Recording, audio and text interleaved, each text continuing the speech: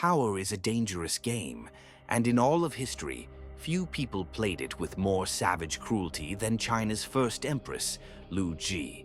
She was a queen who helped build a dynasty from nothing, a wife who was betrayed, and a mother who would do literally anything to make sure her son became emperor. But when her husband fell for another woman and threatened everything she had built, she unleashed a revenge so monstrous, so completely twisted, it's still shocking 2,000 years later. This isn't just a story about politics. This is a story about how jealousy and power can create an act of unimaginable evil. Imagine getting so jealous of someone, you have their arms and legs chopped off, their eyes gouged out, their ears destroyed, and their voice silenced forever. Then you throw them in a cesspit and give them a new name, the human pig. This wasn't a horror movie. This was the calculated revenge of an empress against her husband's favorite concubine. And the most insane part? She dragged her own son, the emperor, to come and witness it. This is the story of Empress Lu Ji, and it's a terrifying warning from history about what happens when jealousy gets mixed with absolute power. To understand how we get to the human pig, we have to rewind. Our story doesn't start in a fancy palace, but in the dust and chaos of a collapsing empire. Around 206 BC, the Qin dynasty, China's very first imperial dynasty, was completely falling apart. Out of this giant war, two leaders rose to the top, a powerful nobleman named Xiang Yu and a charismatic, hustling peasant named Liu Bong. And right by Liu Bong's side through all of it was his fiercely loyal and brilliant wife, Lu Ji. Lu Ji was no delicate flower. Her dad, who wasn't a noble but was well-respected, saw something special in the rough-around-the-edges Liu Bang and married his daughter to him, a massive gamble that would change Chinese history forever. In the early days, their life was hard. While Liu Bang was off fighting and making alliances, Lu Ji was at home running the farm, raising their kids, and constantly living in danger. She wasn't just a wife, she was his partner in ambition. The war between Liu Bang and his rival, Xiang Yu, was brutal. At one point, Xiang Yu's forces captured Lu Ji and Liu Bang's father, holding them hostage for years. During one standoff, Xiang Yu threatened to boil Liu Bang's father alive. You won't believe Liu Bang's reply. He sent a message back saying, "We were once sworn brothers, so my father is your father. If you insist on boiling our father, then please send me a bowl of the soup." This story shows Liu Bang's ice-cold nerve, but it also shows the world Lu Ji was living in. It was a world where feelings were a weakness, and you had to be absolutely ruthless to survive. These were the years that made her. When Liu Bang finally defeated Xiang Yu and became Emperor Gaozu of the new Han Dynasty in 202 BC, Lu Ji became Empress Lu. She had survived the worst and won. She had earned her spot, but she was about to find out that winning the war was just the beginning. The real battles were about to start inside the palace walls. As Liu Bang became the emperor, his palace filled up with more and more women. For Empress Lu, who had been with him through poverty and war, sharing her husband was tough, but it was part of the job. She was the empress, the main wife, and the mother of the crown prince, Liu Ying. In theory, her position was unshakable. But then came Lady Qi. Lady Qi was everything Empress Lu was not. Lu Zhu was older and hardened by years of war and politics. Qi was young, gorgeous, and a super-talented singer and dancer. Emperor Gaozu was completely obsessed with her. While Empress Lu was busy running the court, which she was very good at, Lady Qi was the emperor's escape into a world of art and romance. This was humiliating for Empress Lu, but it became a deadly threat for one big reason. Lady Qi also had a son, Liu Ruyi. And to the emperor, Liu Ruyi was the perfect kid, bold, smart, and a spitting image of his dad. He openly said that his own heir, Crown Prince Liu Ying, was too soft and didn't have what it took to be emperor. Fueled by the emperor's obsession and her own ambition, Lady Qi started pushing him to replace the crown prince with her son. This wasn't just about a cheating husband anymore. This was a direct attack on Empress Lu's power and her son's life. In the brutal world of the imperial court, if you were a deposed heir, you didn't just get sent away. You and your mother were erased permanently. Empress Lu, the woman who survived being a hostage of war, now faced her biggest threat from a beautiful dancer who had stolen her husband's heart. The tension was suffocating. Every bit of praise for Liu Ruyi was another nail in the coffin being built for Lu Jui and her son. She knew she had to fight back, not with tears, but with the cold, hard power she knew so well. The stage was set for a showdown. Empress Lu knew she couldn't count on her husband's feelings. She had to make it politically impossible for him to replace her son. She went to the most powerful men in the empire, including the brilliant strategist Zhang Liang, and he came up with a genius plan. She needed to get the 4 white heads of Mount Shang on her side. These were 4 legendary, super-wise old men who had a massive reputation. Emperor Gaozu had tried to hire them for years, but they always refused, preferring to live in seclusion. Zhang Liang knew that if Lu could get these guys to show up and support her son, their prestige would be an unbreakable shield. So Empress Lu and her son, the Crown Prince, wrote a letter full of respect and personally asked for their help. Moved by their sincerity, the 4 whiteheads agreed and came to the capital. The big moment happened at a palace banquet.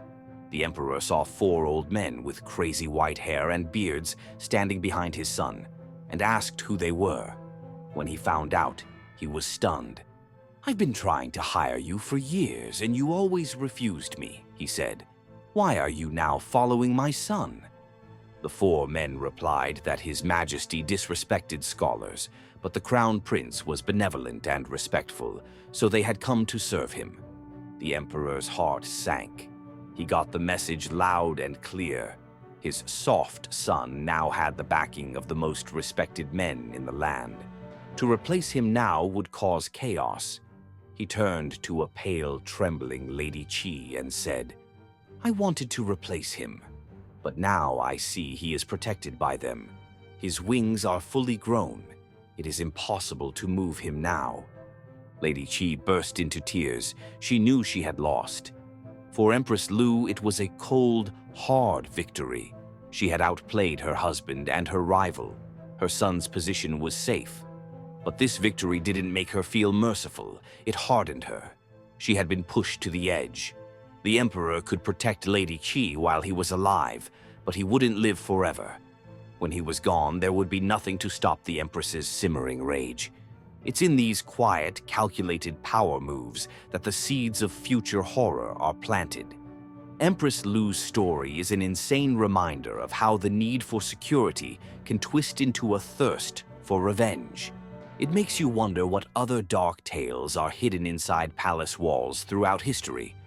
We've made other videos exploring exactly that, like our deep dive into the most ruthless female rulers to ever live.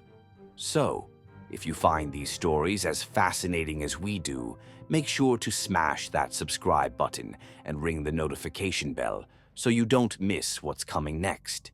In 195 BC, Emperor Gaozu died. The man who clawed his way up from a peasant to the founder of a dynasty was gone. For most, it was a time of sadness. For Empress Lu, it was the starting pistol for revenge. Her son, Liu Ying, became Emperor Hui, but he was emperor in name only. The second her husband was dead, the true power belonged to his widow, now the Empress Dowager Lu. And her first order of business was revenge. She moved with terrifying speed. There was no hesitation. The hate she'd held back for years exploded. Her first target was Lady Qi. She had the beautiful dancer arrested, her head shaved, and she was put in the rough clothes of a convict. An iron collar was locked around her neck, and she was thrown into a prison to pound rice all day, every day. Even there, Lady Qi still had some fight left. She would sing a song of grief about her son, Liu Rui, who was far away but was still her only hope. The song was a final act of defiance, and it sealed both of their fates. Empress Lu summoned the young prince Liu Rui to the capital.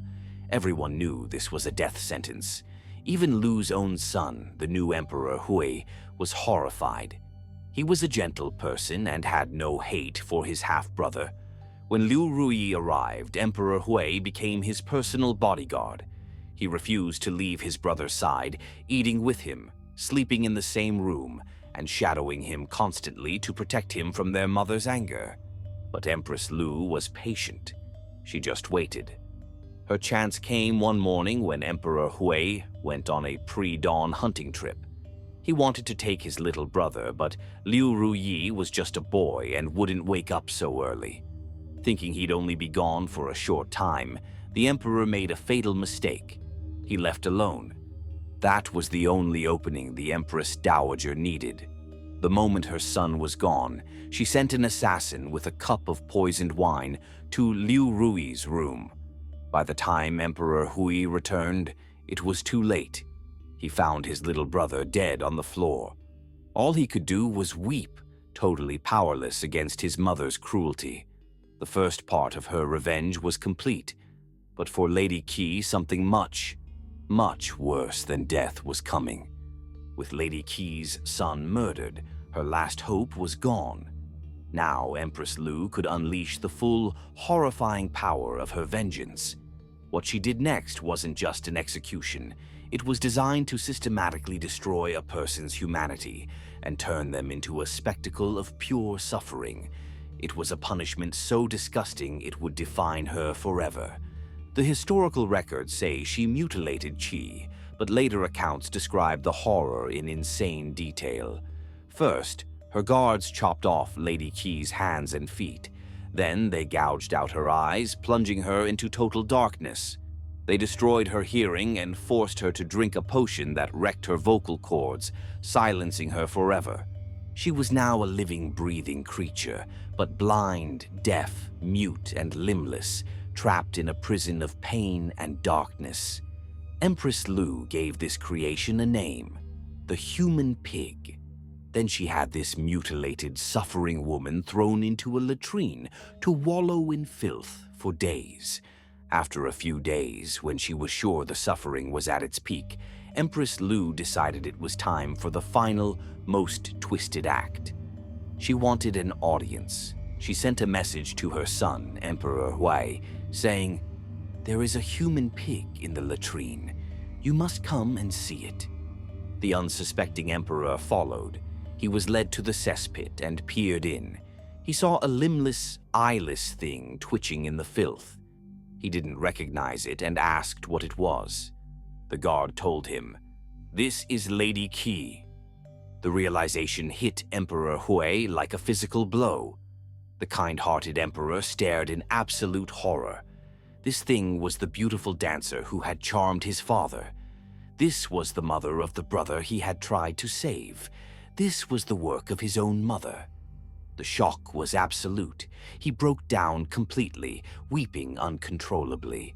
The sight shattered him. He became so disgusted by his mother's cruelty that he lost the will to rule. He told his court, "This is not something a human being could do. As the Empress Dowager's son, I can never again rule this empire." From that day on, he completely gave up on governing and just drank and partied, trying to numb the horror of what he had seen. Empress Lu hadn't just destroyed her rival, she had broken her own son and seized absolute control for herself. Emperor Hui died just a few years later, a young man broken by despair. His death left Empress Lu as the undisputed absolute ruler of the Han Empire for 15 years. So what is her legacy? It's a question historians still debate. On the one hand, she was the monster who created the human pig. Her name is forever linked with unbelievable cruelty and jealousy. But here's the crazy part. By many accounts, her reign was a time of peace and prosperity. The common people, far from the palace's bloody drama, had a pretty good life. She was a capable and smart administrator who held the new dynasty together. So, who was Empress Lu Ji? Was she a sadistic monster blinded by hate, or a brilliant ruler who did what was necessary to survive in a brutal world? Her story is a terrifying look at the nature of power. It shows how personal hatred, when combined with absolute authority, can lead to acts of profound evil. She secured her son's legacy, but in doing so, she created a legacy of her own, one of horror, power, and a cruelty so extreme it remains shocking to this day.